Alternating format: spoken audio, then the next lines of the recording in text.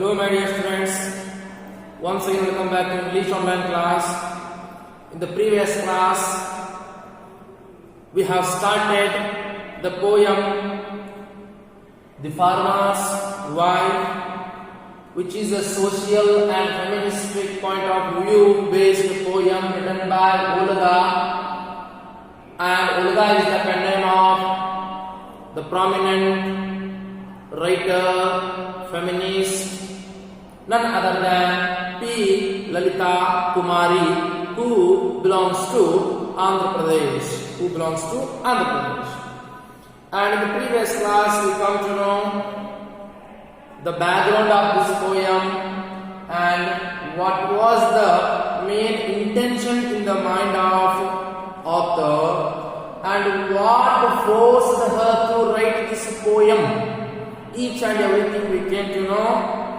This is about the wife who lost her husband, who committed suicide for the cotton crop failure. Each and everything.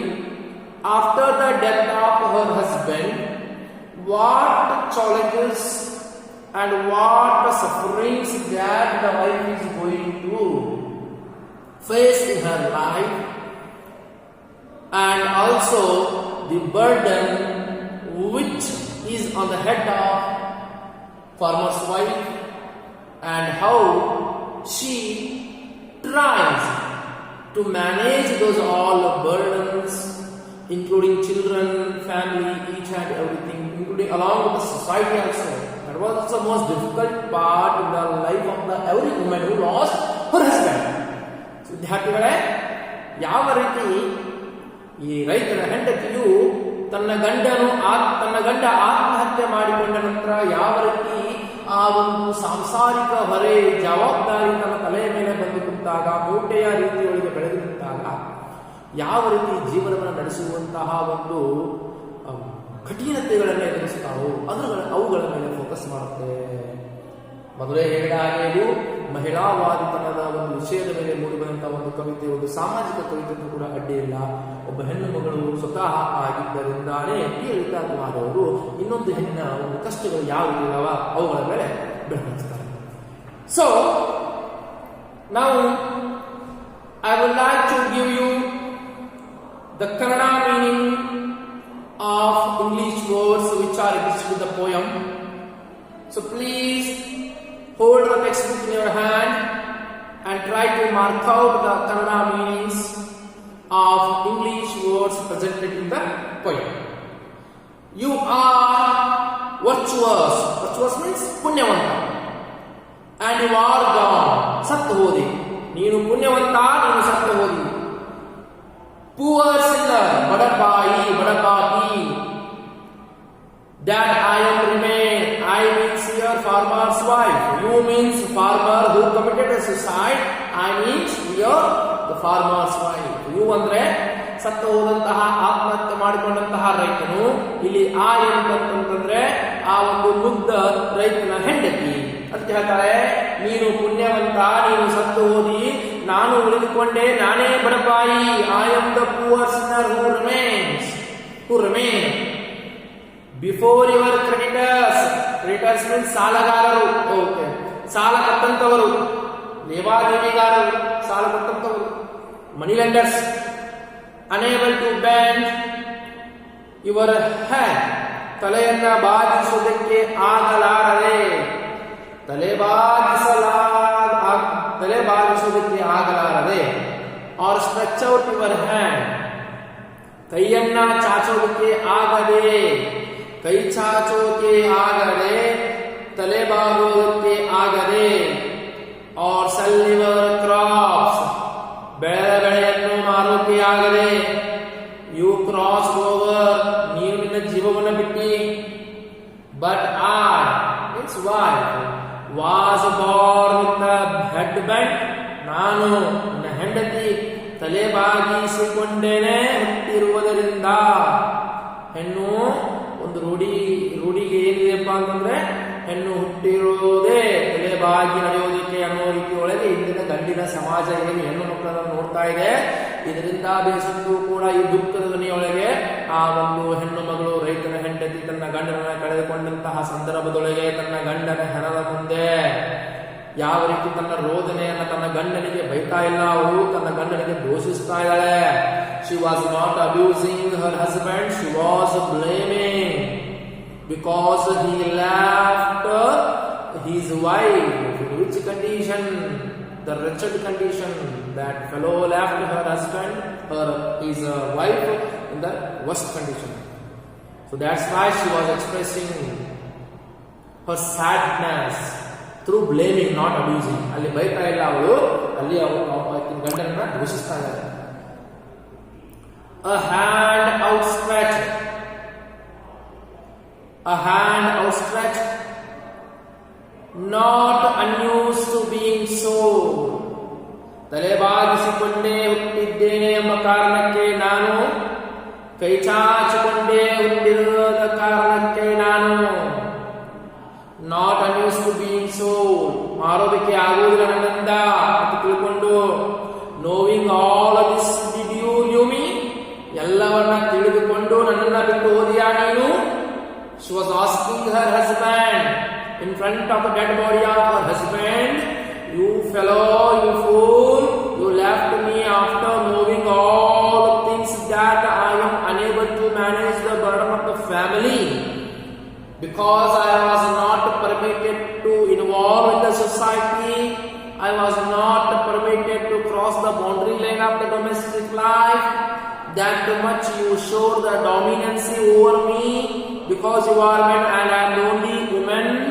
By knowing all these things, you left me, you left me, you left me. She asked her husband in front of sitting in front of the body of her husband sitting there. She asked, "You found release in the poison and you committed suicide by the poison." ವಿಷ ತೆಗೆದುಕೊಂಡು ನೀನು ಆತ್ಮಹತ್ಯೆ ಮಾಡಿಕೊಂಡೆ. Poisoning my bitter existence. Poisoning bitter existence ಅಂದ್ರೆ ವಿಷದ ವರ್ತುಲ, ವಿಷದ ವಾತಾವರಣದೊಳಗೆ ಬಿಟ್ಟು ಹೋದಿ. ನೀನು ವಿಷವನ್ನ ತೆಗೆದುಕೊಂಡು ಹೋಗಿಬಿಟ್ಟಿ ಆರಾಮಾಗಿ, ನನ್ನನ್ನ ಎಲ್ಲಿ ನೀನು ತಳ್ಳಿ ಹೋದಿ, ವಿಷದ ವಾತಾವರಣದಲ್ಲಿ, ವಿಷದ ಕೂಪದಲ್ಲಿ ನನ್ನನ್ನು ತಳ್ಳಿ ಹೋದಿ. You found release with the poison and you left me to live in the bitter existence, poisoning bitter existence, not only bitter existence, poisoning bitter existence. The cotton crop is but yesterday's. ಹತ್ತಿಯ ಬೆಳೆ ನಿನ್ನೆಯದ್ದು. But hour family, ಆದರೆ ನಮ್ಮ ಸಂಸಾರ ಯಾವಾಗಿದ್ದು ಪ್ರಶ್ನೆ ಮಾಡ್ತಾಳೆ. She asked her husband by sitting in front of his body, dead body. She asked, the cotton crop is yesterday. The relation with the cotton crop is yours yesterday. But what about our family? Is it the yesterday's or tomorrow's? No, it is of a long time. After knowing this also you left me, you fool. She was blaming. How often have I drowned it? ಎಷ್ಟೋ ಸಾರಿ ನಾನು ಕೂಡ ಮುಳುಗೋದಕ್ಕೆ ಹೋಗಿದ್ದೆ. How many times have I escaped death? ಎಷ್ಟೋ ಸಾರಿ ನಾನು ಸಾಯೋದಕ್ಕೆ ಹೋಗಿದ್ದೆ, ಎಷ್ಟೋ ಸಾರಿ ಅದರಿಂದ ಹೊರಗೆ ಬಂದೆ. Whether you abused or reviled me, ಎಷ್ಟೋ ಸಾರಿ ನನಗೂ ಬೈದಾಗ, ನನಗೆ ತೊಂದರೆ ಕೊಟ್ಟಾಗ, ಟಾರ್ಚರ್ ಮಾಡಿದಾಗ ನಾನು ಕೂಡ ಸಾವಿನ ಕದವನ್ನು ತಟ್ಟಿ ಬಂದಿದ್ದೆ.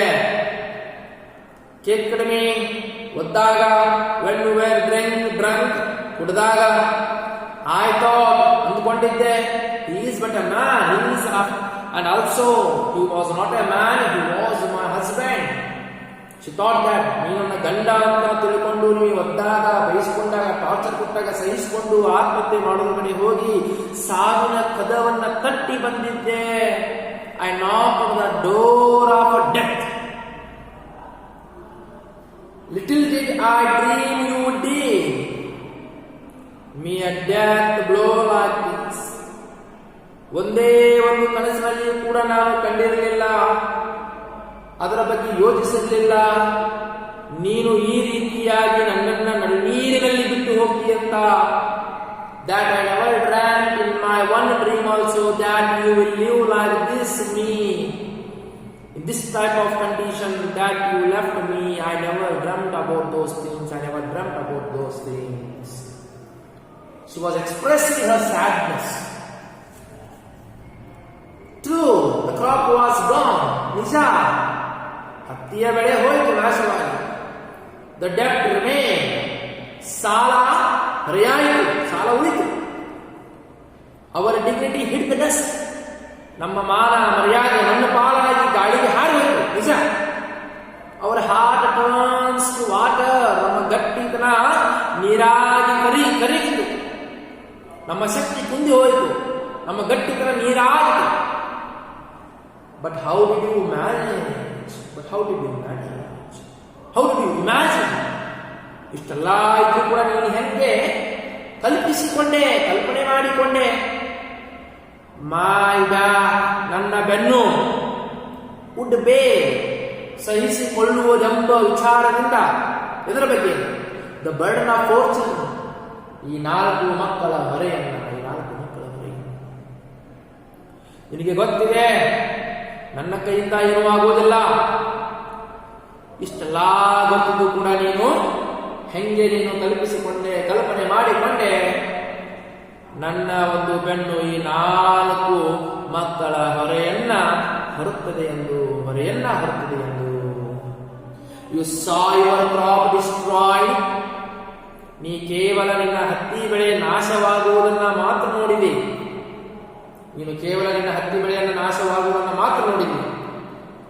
What are the harvest of my own. ನನ್ನ ಜೀವನದ ಬಗ್ಗೆ ನೀನೇನು ಅಂದುಕೊಂಡಿದ್ದಿ, ನೀನೇ ತಿಳ್ಕೊಂಡಿದ್ದಿ.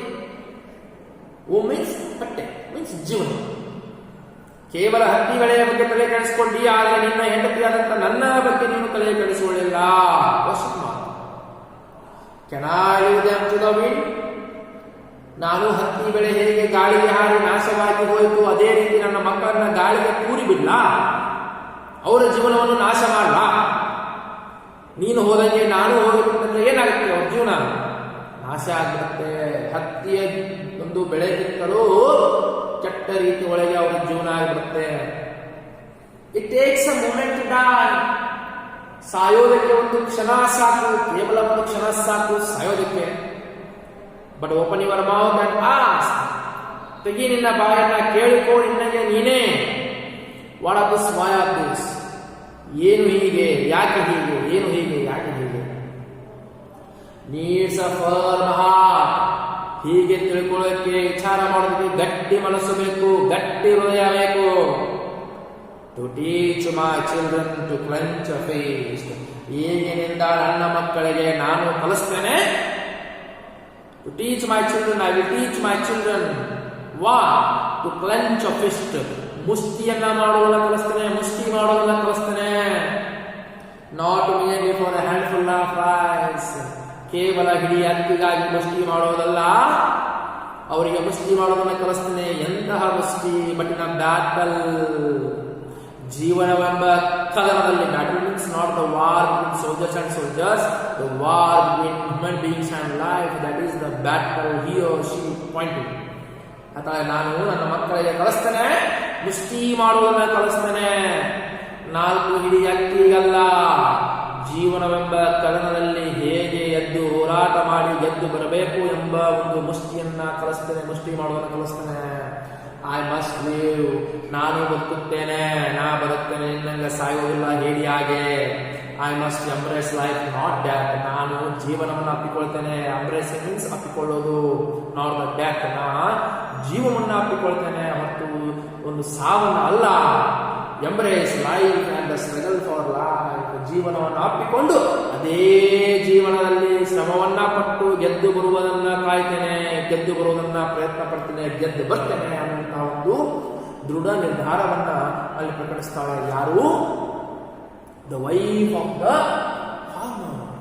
My dear students, this is the inspirational poem to all the women community of the society, that whatever happens in your life, Don't lose your heart. Just you should have the firm heart. And you should think that whatever situation, condition, I never choose the way of the death, the path of the death, rather than embracing the death. Just you try to embrace the life, definitely you will win. You will win the battle of the life one or other way. This woman is the lively example to every woman community. To make you strong, to build you strengthy. That's why being a woman, P. Lalita Kumari wrote this poem to insist you, to make you strong, to build you strengthy by inspiring through the poem, which is an inspirational poem also, ಅದರಲ್ಲಿಯೂ ಹೆಣ್ಣು ಮಕ್ಕಳು ಹೇಗಿದ್ರೆ ನೀವು ನಿಮ್ಮ ಮನಸ್ಸನ್ನ ಗಟ್ಟಿ ಮಾಡ್ಕೋಬೇಕು.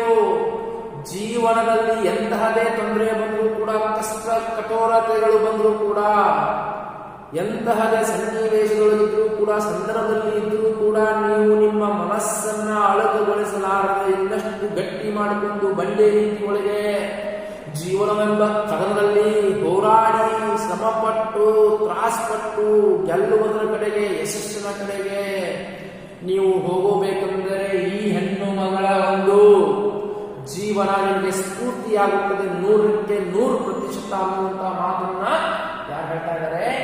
ಇಲ್ಲಿನ ಒಂದು ಉಲ್ಗಾಪಿ ಲಲಿತಾ ಕುಮಾರಿ ಅವರು ಹೇಳ್ತಾ ಇದ್ದಾರೆ. So this is not only a poem, this is an inspirational poem to inspire every woman how to get success in the battle called life. By facing all those challenges, suffering, suppression, depression, troubles, how to overcome from those things. This is the best, lively, inspirational poem, my dear students. So, this is the dictionary work. Now, let us start the poem. The poem begins with expressing the helplessness of the woman, or particularly a wife who lost her husband and who committed suicide because of cotton crop failure.